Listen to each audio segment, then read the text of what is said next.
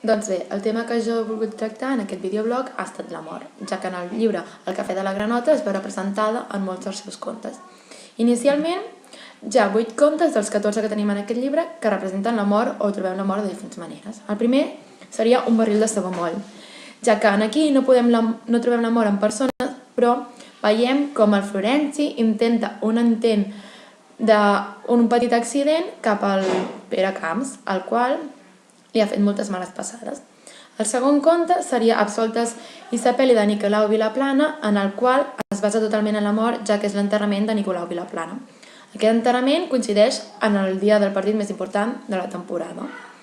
El que passa en aquesta història és que l'amor es relaciona amb fets religiosos, com pot ser l'església o els capellans.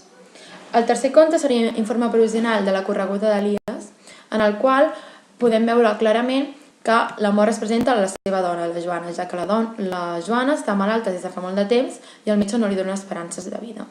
El quart conte seria Senyor Amor, carta a Miquel Garrigues, ja que en aquesta història podem veure l'amor representada de dues maneres. La primera manera seria el mite de Caron, ja que Caron és l'encarregat de travessar les ànimes dels difunts fins l'Hades. El que vol fer Miquel Garrigues és enviar una carta a la senyora Amor per tal de, en el moment que ell estigui mort, tornar a fer el seu ofici de barquer, per tant, poder transportar les ànimes fins l'Hades. Seguidament, el cinquè conte seria Pel·ludi de traspàs, ja que l'àvia, en el moment que està malalta i veu que es va morir, té por de morir, ja que sap que es trobarà amb el seu home, en el qual fa un temps li va fer una mala passada tallant l'arbre del jardí que ella havia plantat. El sisè conte seria Delfins. Aquest conte es basa totalment en l'amor. No trobem l'amor en persona, però sí trobem algú que la podria representar, com seria en Miquel. En Miquel és encarregat de donar el dol als familiars de les persones difuntes. Per tant, és una manera de representar la mort.